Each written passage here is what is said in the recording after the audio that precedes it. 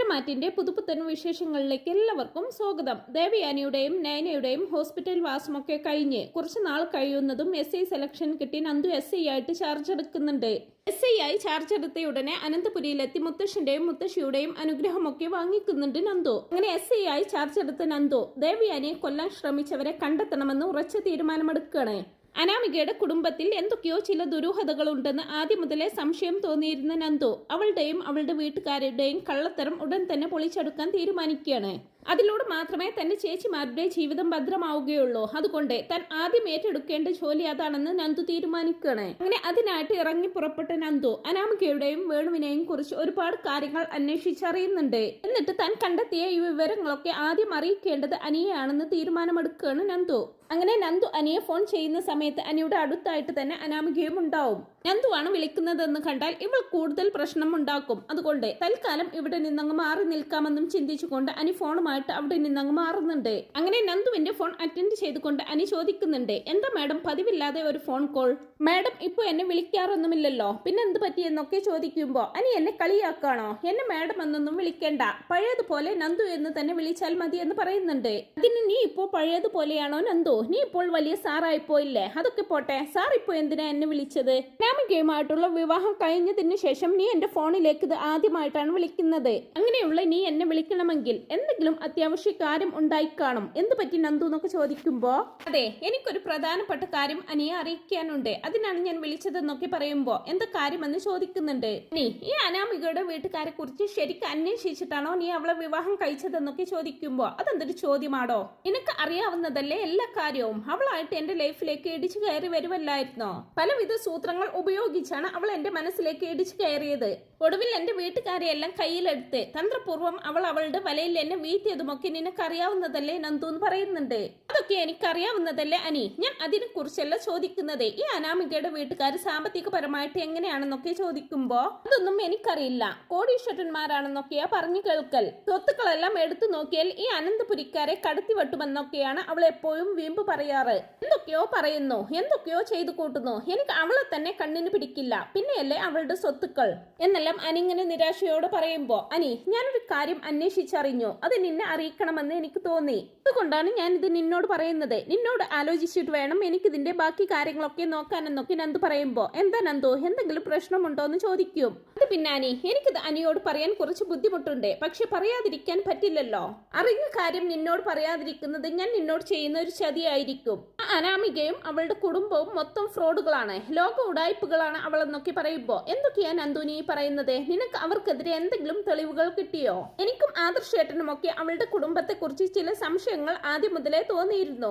പക്ഷെ വ്യക്തമായിട്ടുള്ള തെളിവുകളില്ലാതെ ഒന്നും പുറത്തു പറയാൻ പറ്റില്ലല്ലോ. എന്ത് പറ്റി നന്ദു, നിനക്കിപ്പോൾ അവർക്കെതിരെ എന്തെങ്കിലും തെളിവുകൾ കിട്ടിയോ എന്ന് ചോദിക്കുന്നുണ്ട് അനി. അതെ അനി, കൃത്യമായിട്ടുള്ള തെളിവുകൾ കിട്ടിയതിനു ശേഷമാണ് ഞാൻ ഇത് നിന്നോട് പറയാമെന്ന് തീരുമാനിച്ചത്. അവളെ എനിക്ക് ആദ്യം മുതലേ സംശയമുണ്ടായിരുന്നു. അവളായിരുന്നല്ലോ നീയും ഞാനുമായിട്ടുള്ള സ്നേഹബന്ധത്തിന് തുടക്കം കുറിച്ചത്. അതുകൊണ്ട് തന്നെ ഇക്കാര്യം നിന്നെ ആദ്യം അറിയിക്കണമെന്ന് എനിക്ക് തോന്നി. എന്താ നന്ദു കാര്യം? എന്തായാലും നീ ഒന്ന് തെളിച്ചു പറയാന്ന് പറയുന്നുണ്ട്. അനാമികയുടെ അച്ഛൻ വേണുവിനെ കുറിച്ചുള്ള ഒരു കേസ് ഫയൽ എന്റെ മുമ്പിൽ വന്നിട്ടുണ്ട്. അതിനെ കുറിച്ച് കൂടുതൽ അന്വേഷിച്ചപ്പോഴാണ് എനിക്ക് മനസ്സിലായത് വെട്ടിപ്പും തട്ടിപ്പും നടത്തി ആളുകളെ പറ്റിച്ച് നടക്കുന്നവരാണ് അവരെന്ന്.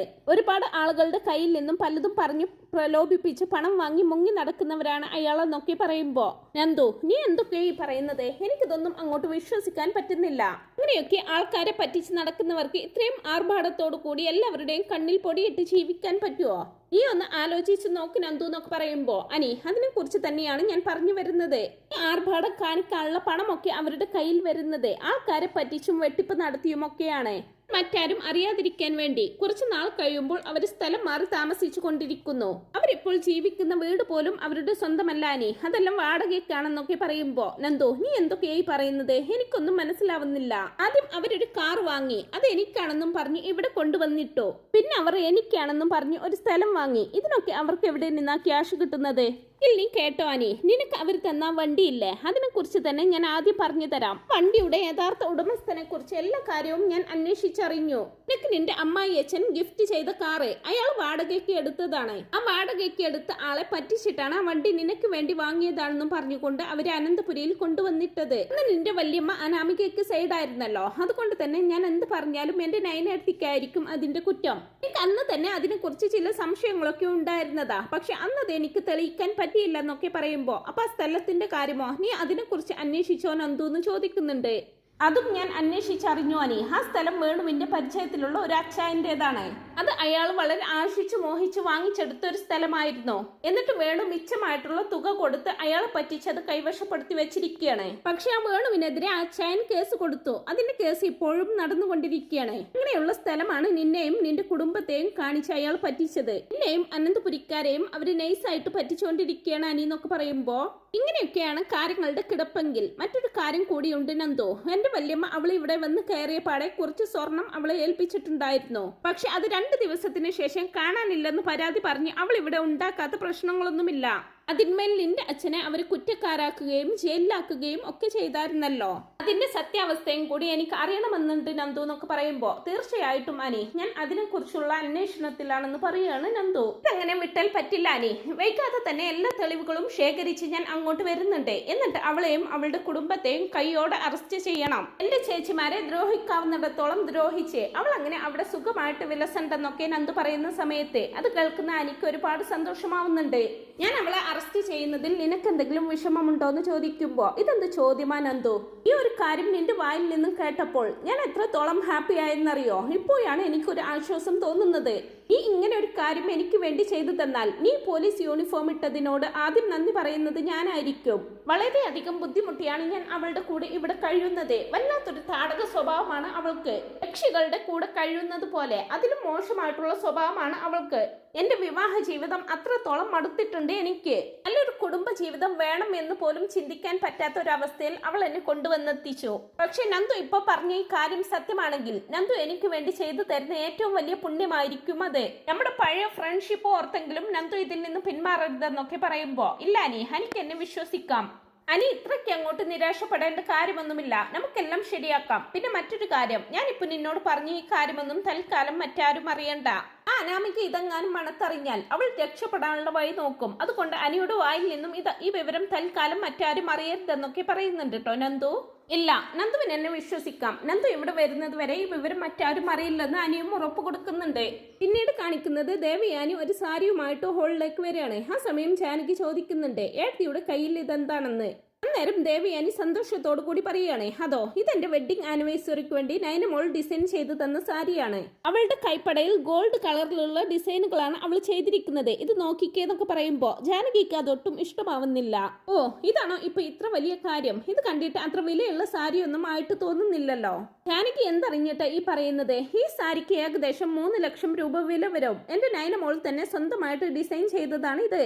നിന്റെ കണ്ണു മഞ്ഞളിച്ചിരിക്കുകയാണോ ജാനകി? എന്ത് മനോഹരമാണ് ഈ സാരി കാണാനെന്നൊക്കെ പറയുമ്പോ ഏടത്തി, ഈ 3 ലക്ഷം രൂപ എന്നൊക്കെ പറയുന്നത് നമ്മൾ അനന്തപുരിക്കാരെ സംബന്ധിച്ചിടത്തോളം അത്ര വലിയ തുകയൊന്നുമല്ലല്ലോ. എന്റെ അനാമിക മോളോട് ഒരു വാക്ക് പറഞ്ഞാൽ 3 ലക്ഷം രൂപയുടെ അല്ല 3 കോടി രൂപയുടെ സാരി വരെ എനിക്ക് വേണ്ടി വാങ്ങിച്ചു തരും. അത്രയും വലിയ കോടീശ്വരന്മാരല്ലേ എന്റെ അനാമിക മോളുടെ വീട്ടുകാര്. പറഞ്ഞിട്ട് എന്ത് കാര്യം? അവളുടെ വീട്ടുകാർ അങ്ങനെയൊന്നുമല്ലല്ലോ. അവളുടെ വീട്ടിൽ നിന്ന് അവൾക്ക് എന്ത് കിട്ടാനാ? അവൾക്ക് എന്തെങ്കിലും സ്വന്തമായിട്ട് വാങ്ങണമെങ്കിൽ തന്നെ ആദർശമോൻ എന്തെങ്കിലും നക്കാപ്പിച്ച് കൊടുത്തിട്ട് വേണ്ടേ? അല്ലാതെ അവളുടേതായിട്ടുള്ള എന്തെങ്കിലും അവൾ അവളുടെ വീട്ടിൽ നിന്ന് കൊണ്ടുവന്നിട്ടുണ്ടോ എന്നൊക്കെ പറഞ്ഞ് ജാനകി ഇങ്ങനെ പുച്ഛിക്കുമ്പോ എന്നാര് പറഞ്ഞു ജാനകി? മുർത്തീസ് ജ്വല്ലറി ഇന്ന് ഇത്രയും ഉയരത്തിൽ എത്താൻ കാരണം തന്നെ നയനമോളുടെ ഒറ്റൊരാളുടെ പ്രയത്നം കൊണ്ടൊന്നു മാത്രമാണ്. ഒരു കമ്പനി ഡിസൈനർക്ക് വേണ്ട ശമ്പളം നയനമോൾക്ക് കൊടുത്തിരുന്നെങ്കിൽ അവൾ ഇന്ന് എത്രത്തോളം ഉയരത്തിൽ എത്തുമായിരുന്നു? നിങ്ങളൊക്കെ പറഞ്ഞു നടക്കുന്നതിനേക്കാൾ കൂടുതൽ സ്വത്തിന്റെ ഉടമയായേനെ എന്റെ മോളെന്നൊക്കെ അഭിമാനത്തോടെ പറയുന്നുണ്ട് ദേവയാനി. ദേവയാനിയുടെ വാക്കുകൾ കേൾക്കുന്ന ജാനകിക്ക് അതൊട്ടും ഇഷ്ടമാവുന്നില്ല. ഓ പിന്നെ എന്നുള്ള രീതിയിൽ ഒരു പുച്ഛത്തോടെ ഇങ്ങനെ നിൽക്കുകയാണ് ജാനകി. സമയത്ത് തന്നെയാണ് വേണുവും രേവതിയും അനാമികയെ കാണാനെന്ന വ്യാജേന അവിടേക്ക് വരുന്നത്. ദേവയാനിയെ കാണുമ്പോൾ വേണുവും രേവതിയും ഒന്ന് പരിങ്ങി നിൽക്കുന്നുണ്ട്. ആ സമയം ദേവയാനി ഇങ്ങനെ ചിന്തിക്കുന്നുണ്ട്, ഇനി എന്ത് പണി തരാനാണവോ ഇവരിങ്ങോട്ട് വന്നിരിക്കുന്നത്? എന്തായാലും ഒന്ന് സൂക്ഷിക്കുന്നത് നല്ലതാണെന്നൊക്കെ മനസ്സിൽ പറയുകയാണ് ദേവയാനി. സമയം സമയം ജാനകി ഇതാരേ അനാമിക മോളുടെ അച്ഛനും അമ്മയോ എന്താ അവിടെ തന്നെ നിൽക്കുന്നത്, ഹിങ്ങ് കയറി വാന്നും പറഞ്ഞുകൊണ്ട് അവരെ സന്തോഷത്തോടെ സ്വീകരിക്കുന്നുണ്ട്. അനാമിക മോൾ അവിടെ, മോൾക്ക് ഞങ്ങൾ ഒരു ഗിഫ്റ്റ് കൊണ്ടുവന്നിട്ടുണ്ടെന്നൊക്കെ പറയുമ്പോ അത് പ്രത്യേകിച്ച് പറയാനുണ്ടോ രേവതി, നിങ്ങൾ എപ്പോ വരുമ്പോഴും മോൾക്ക് എന്തെങ്കിലും കൊണ്ടുവരാറുണ്ടല്ലോ. അത് കേൾക്കുമ്പോൾ രേവതി പറയുന്നുണ്ട്, ഇത്തവണ ഞങ്ങൾ മോൾക്ക് മാത്രമല്ല മോളുടെ അമ്മയ്ക്കും കൊണ്ടുവന്നിട്ടുണ്ട്. കേൾക്കുമ്പോൾ ദേവയാനി ഒന്ന് ഇപ്പൊ എങ്ങനെയുണ്ട് കണ്ടില്ലേ എന്നുള്ള രീതിയിൽ സന്തോഷത്തോടെ നോക്കുകയാണ് ജാനകി. ദേവയാനിയാണെങ്കിൽ അതൊന്നും മൈൻഡ് ചെയ്യാത്ത രീതിയിൽ ഇങ്ങനെ നിൽക്കുകയാണ്. രേവതി വീണ്ടും പറയാണ്, ഞങ്ങൾ മോൾക്ക് ഒരു സാരി എടുത്തായിരുന്നു, അക്കൂട്ടത്തിൽ ജാനകിക്കും ഒന്ന് എടുത്താലോ എന്ന് തോന്നി, അങ്ങനെ എടുത്തതാണ്. കേട്ടുകൊണ്ടാണ് അനാമിക അവിടേക്ക് വരുന്നത്. അമ്മ എന്തൊക്കെയോ ഈ പറയുന്നത്, ഇവിടുത്തെ അമ്മയ്ക്ക് സാരി എടുത്തപ്പോൾ വല്യമ്മയ്ക്കും ഒന്ന് എടുത്തുടായിരുന്നോ, വല്യമ്മയെ അമ്മ മറന്നു പോയോ എന്ന് ചോദിക്കും. മോളെ, നിന്റെ വല്യമ്മക്കും സാരി എടുക്കാൻ ഞാൻ മറന്നതൊന്നുമല്ല, പക്ഷെ അവിടെ ഒരു പോലത്തെ 2 എണ്ണമേ ഉണ്ടായിരുന്നുള്ളൂ. പിന്നെ നിന്റെ വല്യമ്മക്ക് പിന്നെ എടുക്കാമല്ലോ എന്ന് കരുതി ഞങ്ങൾ കിട്ടിയതുമായിട്ട് ഇങ്ങോട്ട് പോരായിരുന്നെന്നൊക്കെ പറയുകയാണ് രേവതി. ആ സമയം ദേവയാനി ഇങ്ങനെ മനസ്സിൽ പറയാണ്, നിങ്ങൾ എല്ലാവരും ഇപ്പൊ ഒത്തിരി അങ്ങ് സന്തോഷിക്കേ, കുറച്ച് കഴിയുമ്പോൾ അനാമികയുടെ അച്ഛനെ അറസ്റ്റ് ചെയ്യാൻ പോലീസ് ഇവിടെ എത്തും. നിങ്ങൾ അപ്പോൾ വാ വിട്ട് കരയുന്നത് എനിക്ക് എന്റെ കണ്ണുകൊണ്ട് കാണണം. അനാമികയെ വാനോളം പുകഴ്ത്തി നയനമോളെ കുറ്റപ്പെടുത്തിക്കൊണ്ടിരിക്കുന്ന ജാനകി അപ്പോൾ എന്താ പറയുന്നതെന്ന് എനിക്കൊന്ന് കാണണം. എന്റെ നയനമോളെ കുറ്റപ്പെടുത്തിയതിന് നീ ഒരുപാട് ദുഃഖിക്കും. നിന്റെ മകൻ ഫോണിലൂടെ സംസാരിക്കുന്നതെല്ലാം ഞാൻ കേട്ടിരുന്നു എന്നല്ലങ്ങനെ ദേവിയാനി ചിന്തിച്ചോണ്ട് നിൽക്കുമ്പോഴായിരിക്കും നന്ദു അവിടെ അനന്തപുരിയിലേക്ക് വരുന്നത്. SI യൂണിഫോമിലായിരിക്കട്ടോ അവള് വരുന്നത്. നന്ദുവിനെ കാണുമ്പോൾ ജാനകിക്കും അനാമികയ്ക്കും രേവതിക്കും വേണുവിനുമെല്ലാം ഉള്ളിൽ നല്ല പേടിയുണ്ടാവും. എങ്കിലും നന്ദുവിന്റെ വരവ് കണ്ടിട്ട് രേവതി പറയുന്നുണ്ട്, ഇടയ്ക്കിടയ്ക്ക് ഇവൾ ഇങ്ങോട്ട് കയറി വരുന്നുണ്ടല്ലോ മോളെ, നീ എന്തായാലും ഒന്ന് സൂക്ഷിച്ചോന്നൊക്കെ പറയുമ്പോ, അതെ ചേച്ചി ഇപ്പോഴെപ്പോഴും ഇവിടേക്ക് കയറി വരലാണ് ഇവളുടെ പണി. SI ആയതിന്റെ അഹങ്കാരമാണെന്നൊക്കെ ജാനകി പറയുമ്പോ, ഏത് SI ആണെന്ന് പറഞ്ഞാലും ഇതൊന്നും ഒരിക്കലും ശരിയല്ലല്ലോ ജാനകി. ഒരു SI യൂണിഫോം ധരിച്ചെന്ന് കരുതി ഇവൾ എന്തിനാ എപ്പോഴും ഇങ്ങോട്ട് കയറി വരുന്നത്? ഇവൾ ഇങ്ങനെ ഇടയ്ക്കിടയ്ക്ക് ഇങ്ങോട്ട് കയറി വരുമ്പോൾ എന്റെ മകളുടെ ജീവിതമാണ് ഇവിടെ തകരുന്നത്. അതുകൊണ്ട് ഇതങ്ങനെ വിട്ടാൽ പറ്റില്ല, ചോദിച്ചേ പറ്റൂ എന്നൊക്കെ പറഞ്ഞുകൊണ്ട് വേണു ദേഷ്യത്തോടെ നന്ദുവിന്റെ നേർക്ക് വരുന്നുണ്ട്. അതെ ഒന്ന് നിന്നേ, കൊച്ചെന്തിനാ ഇടക്കിടക്ക് ഇങ്ങോട്ട് വരുന്നത്? കൊച്ചോ, ദേ മര്യാദക്ക് സംസാരിക്കണം. എന്നെ കണ്ടിട്ട് നിങ്ങൾക്കിപ്പോൾ ഒരു കൊച്ചായിട്ടാണോ തോന്നുന്നത്? പിന്നെ ഞാനിപ്പോ എന്തിനാ ഇങ്ങോട്ട് വന്നതെന്ന് ഇയാൾ അന്വേഷിക്കേണ്ട കാര്യമില്ല. പിന്നെ മറ്റൊരു കാര്യം, മകൾ ഇവിടെ ഉണ്ടെന്ന് കരുതി ഇയാൾ എന്തിനാ കൂടെ കൂടെ ഇങ്ങോട്ട് വരുന്നത്?